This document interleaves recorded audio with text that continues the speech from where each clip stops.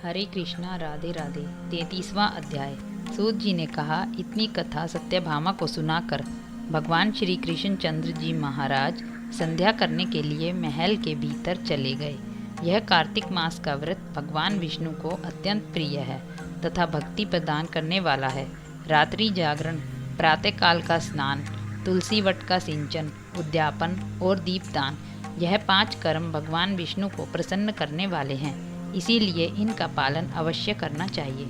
ऋषियों ने कहा, भगवान विष्णु का प्रिय, अधिक फल का देने वाला, शरीर के रोम रोम को प्रसन्न रखने वाला, इतिहास पूर्वक जो कार्तिक महात्म्य आपने कहा है, मोक्ष की चाहना करने वालों या भोग के इच्छुक मनुष्यों को यह व्रत अवश्य करना चाहिए।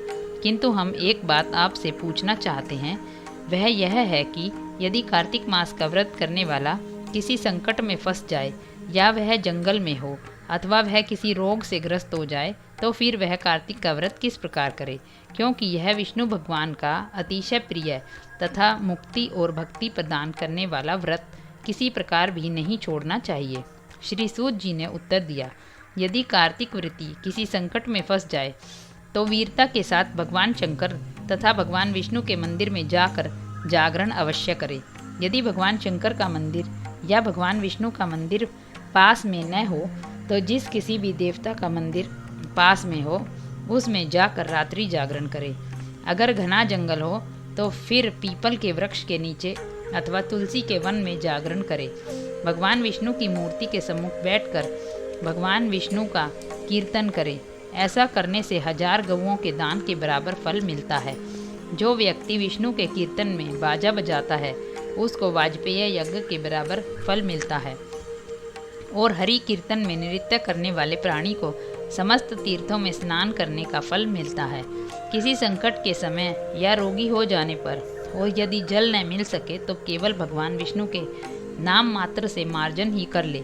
यदि उद्यापन न कर सके तो व्रत की पूर्ति के लिए केवल ब्राह्मणों को भोजन ही करवा देवे, क्योंकि ब्राह्मणों के प्रसन्न होने से भगवान विष्णु भी प्रसन्न रहते हैं। यदि आप दीपदान न कर सकें तो दूसरे के दीप की वायु आदि से भली भांति रक्षा करें, और यदि तुलसी का पौधा पास न हो तो वैष्णव ब्राह्मण की ही पूजा कर लेवें, क्योंकि भगवान विष्णु सदा अपने भक्तों के निकट ही रहते हैं। इन सब के ना होने पर व्रती ब्राह्मण गो, पीपल और वट वृक्ष की श्रद्धा से सेवा करे। चौनक आदि ऋषियों ने कहा, आपने गो तथा ब्राह्मणों के सदृश पीपल और वट वृक्ष को क्यों बतलाया है, और सभी वृक्षों में पीपल का वृक्ष और वट वृक्ष श्रेष्ठ क्यों कहे गए हैं। सूत जी ने कहा, पीपल का वृक्ष साक्षात विष्णु भगवान है, वट वृक्ष साक्षात शंकर भगवान है, और पलाश का वृक्ष साक्षात ब्रह्मा है। इन वृक्षों की पूजा, सेवा तथा दर्शन से सब पापों का नाश होता है। ऋषियों ने कहा, प्रभो, हम लोगों को इसमें शंका है कि ब्रह्मा, विष्णु और शंकर वृक्ष रूप क्यों हुए, आप कृपा करके हमें बतलाइए। श्री सूत जी ने कहा, प्राचीन काल में भगवान शंकर और पार्वती विहार कर रहे थे। उस समय उनके विहार में विघ्न डालने के विचार से ब्राह्मण का रूप धारण करके अग्निदेव वहां पर गए। विहार के आनंद का नाश हो जाने के कारण से क्रोध में भरकर श्री पार्वती जी ने समस्त देवताओं को श्राप दे डाला। पार्वती जी ने कहा कि हे देवताओं, विषय सुख को पतंगे और कीट भी जानते हैं, उसमें आप लोगों ने देवता होकर विघ्न डाला है, इसीलिए आप सब लोग वृक्ष हो जावें। सूत जी ने कहा, इस प्रकार क्रोधित पार्वती जी के शाप देने से सब देवता वृक्ष हो गए। इसी कारण भगवान विष्णु तथा शंकर भगवान दोनों पीपल और वट हो गए। इसी कारण भगवान विष्णु का शनिदेव के साथ भोग होने के कारण केवल शनिवार को ही पीपल को स्पर्श करना चाहिए और किसी दिन नहीं। हरे कृष्णा, राधे राधे।